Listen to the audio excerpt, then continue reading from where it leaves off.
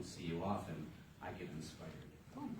Lorraine, Carl Sagan was mostly stoned when he recomposed the cosmos in 1980. This explains many things, like Trump and Hillary and why I've decided not to father little babies.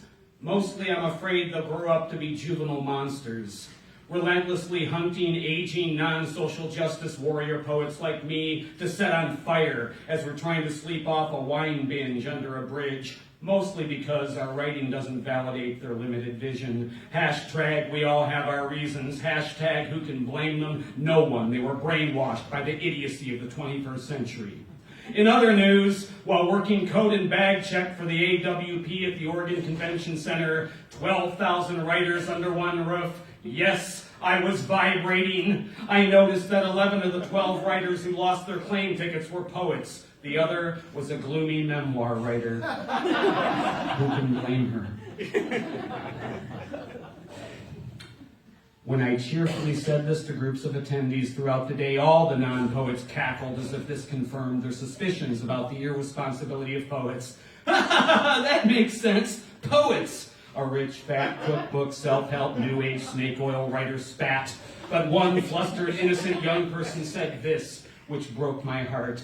Hey, wait a minute. I'm a poet. I'm sorry, I said. Did you lose your claim ticket? She searched her rat-shoed poet purse for quite some time before her head went limp. Yes. I lost it. Now, there, I said. I'm moving my psychiatric health booth to Burger King, but no worries, still only 10 cents. There won't be any lizards or creepy SeaWorld dolphins to consider. I'll write you a poem to make it all better. My friends, have I ever been to Burbank, California? No, except in that slimy 1970s dream on The Price is Right. Mike G, come on down and kiss me, beautiful. You're the next poet on Bob Barker? Yuck! Anyway, hoping to feel a little more grounded soon so I can post photos of dinner, kittens, and doll moralizing political drivel like everyone else. Next time I want to be a simple flag girl, waving the traffic past with a happy smile. Stupid Walt Disney genie, take my brain away. After my last incarnation as a peasant girl with cold hands and young consumption, I thought being a thinker would be cool. Is it? No.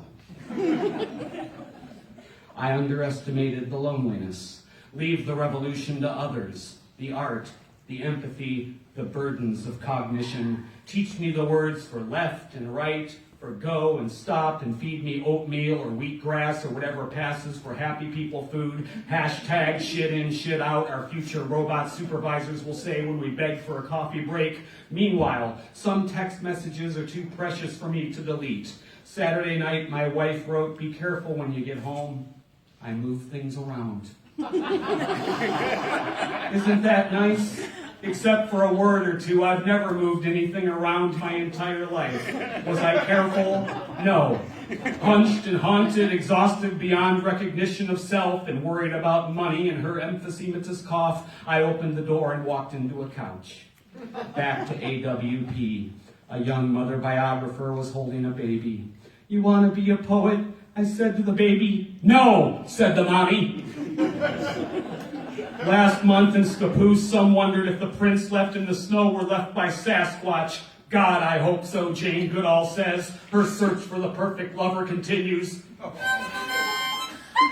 Attachments for eternity is the Buddha's curse. My ex-wife is buzzing around here like a hummingbird in my head again with scissors ready to edit. Based on your writing, it seems like everyone was your ex-wife, they'll say in heaven. No, I just lived long and suffered, I'll say. Freed from underground chains, the Onion started singing again. Grandma said the best time to blow your little head off is when you're happy. Whatever happened to Enya and her sweet Orinoco flow? I'm skeptical of the official story. The dolphins took her. My friends, in the old days, circa 2000,